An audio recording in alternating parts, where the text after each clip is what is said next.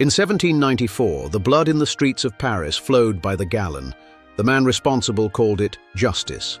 He called it virtue. But how did a movement for liberty transform into a hunt for enemies of the people? To understand the terror, we must look at the seeds of collapse. The revolution did not begin with a blade. It began with a bread shortage. By 1788, France was bankrupt, drained by wars and royal extravagance. Society was fractured into three estates. The clergy and nobility held the power and paid no taxes. The third estate bore the entire burden. As harvests failed, bread prices skyrocketed. For the people, it wasn't just about politics anymore. It was about survival. King Louis XVI, desperate for funds, summoned the Estates General. But he was about to unleash a force no monarch could contain. May 1789. Resentment filled the air. The voting rules were rigged, favoring the privileged few over the desperate many. The Third Estate did the unthinkable. They broke away, declaring themselves the National Assembly, the true representatives of France. On June 20th, they were locked out. It was a clear attempt to silence them. They needed a new place to meet. They found it in a nearby tennis court. There, they swore a sacred oath. They would not disperse until they had given France a constitution. The king was stunned. His authority was crumbling. A darker storm was gathering over the streets of Paris. Rumors swirled that the king was gathering troops. Fear turned to fury as the people realized they needed gunpowder to defend themselves. On July 14, 1789, thousands marched on the Bastille, the medieval fortress that stood as the ultimate symbol of royal tyranny. The siege was brutal. Smoke filled the air. The people weren't just attacking a building, they were attacking the old order itself. By afternoon, the drawbridge fell. The Bastille had been taken. The impenetrable fortress had crumbled before the might of the people. The king asked if it was a revolt. His advisor replied, "No, sire, it is a revolution." There was no turning back. As news spread, a great fear gripped the countryside. Peasants rose up, burning manors and destroying feudal records. In response, the assembly adopted the Declaration of the Rights of Man. It asserted that all men are born free and equal in rights. But bread was still scarce. In October, thousands of market women marched to Versailles, bringing the fury of a nation to the king's door. In 1791, the king tried to flee. He was recognized at Varennes and escorted back in silence. The trust was dead. The Republic beckoned. By 1792, France was at war with Europe. Internal tension reached a breaking point as radical mobs stormed the king's palace. January 21st, 1793. King Louis XVI was guillotined for treason. His death signaled that the revolution would stop at nothing. To save the Republic, the Committee of Public Safety was formed. Led by Maximilien Robespierre, it was given absolute power. Robespierre, the incorruptible, believed terror was necessary for virtue. Paranoia became the order of the day. The national razor fell daily. Thousands were arrested. Virtue was now enforced through the blade of the guillotine. It wasn't just nobles. Most victims were peasants and workers caught in a cycle of state-sanctioned violence and suspicion. At the peak, executions surged. Paranoia consumed the architects themselves as the revolution began to eat its own children. By July 1794, the convention turned on Robespierre. He was arrested and executed, ending the bloody reign of terror. From the chaos, a new figure emerged, a young artillery officer named Napoleon Bonaparte, who promised order in a nation of ruins. In 1799, Napoleon seized power in a coup. The revolution had ended, but its legacy and its emperor would reshape the world forever. In 1795, a young general named Napoleon Bonaparte saved the government with a whiff of grapeshot, clearing a royalist mob with lethal precision. Sent to Italy, Napoleon transformed a ragtag army into a formidable force. His stunning victories over Austria brought peace and made him a national hero. In Italy, Napoleon became a legend. At the bridge of Arcole, he personally led a charge through a hail of bullets. He wasn't just a general. To his men, he was the little corporal, a soldier's soldier. Seeking to disrupt British trade, he led an expedition to Egypt. Facing the Great Sphinx, he told his troops, "40 centuries of history look down upon you." The Egyptian expedition was about more than just conquest. Napoleon brought a fleet of scholars and scientists, leading to the discovery of the Rosetta Stone, unlocking the secrets of ancient civilizations for the world. In 1799, with the Directory collapsing, Napoleon returned to Paris.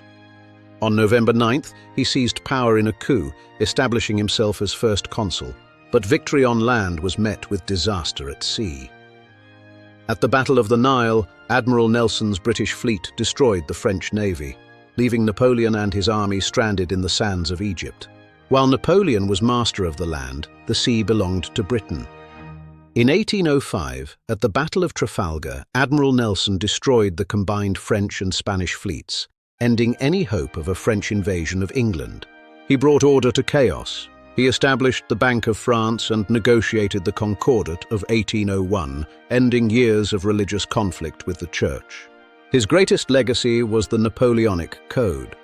It established equality before the law and protected property rights, forming the basis of modern legal systems.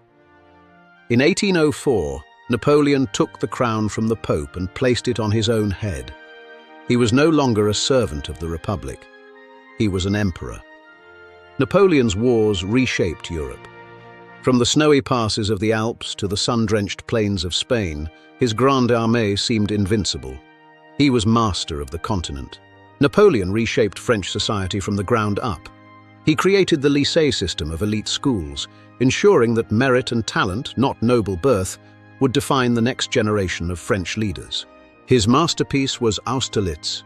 In 1805, he shattered the combined forces of Russia and Austria, proving himself the greatest tactical mind of his age.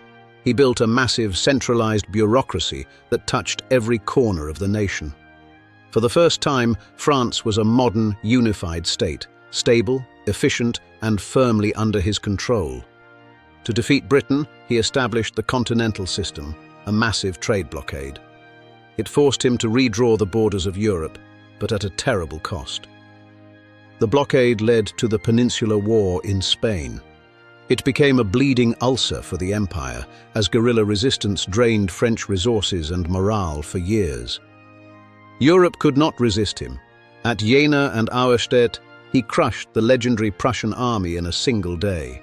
The old powers of Europe were falling like dominoes before the French eagle. In 1812, Napoleon made his fatal error. He led 600,000 men into Russia. At the bloody Battle of Borodino, thousands died in a single day of brutal combat. Napoleon entered Moscow expecting a surrender, but he found only a city in flames. The Russians had burned their own capital to the ground, leaving the Grande Armée with no food, no shelter, and a winter that was fast approaching. At Tilsit, Napoleon met with the Tsar of Russia on a raft in the middle of the Niemen River. They divided Europe between them, bringing the continent to a fragile, uneasy peace under French dominance. The Russian winter was a more formidable foe than any army. During the catastrophic retreat, the Grande Armée was decimated by cold, hunger, and Cossack attacks. But in Spain, the war changed. It was no longer about grand battles, but a guerrilla struggle, a little war of hit-and-run attacks that drained French blood and gold for years on end. Sensing weakness, the nations of Europe united against him. After defeat at Leipzig and the fall of Paris, Napoleon was forced to abdicate his throne in 1814. The tide had turned. By March 1814, the armies of the Sixth Coalition, Russia, Prussia, and Austria, marched into Paris. For the first time in over 20 years, the French capital was under foreign occupation. Exiled to the island of Elba, he watched and waited. In 1815, he made a final, daring return, landing in France to the cheers of his former soldiers. The 100 days culminated at Waterloo.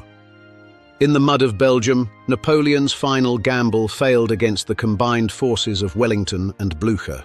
The Duke of Wellington's defensive lines held firm.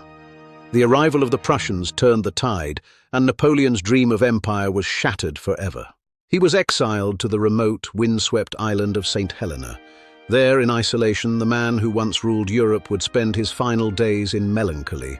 By 1814, the game was up.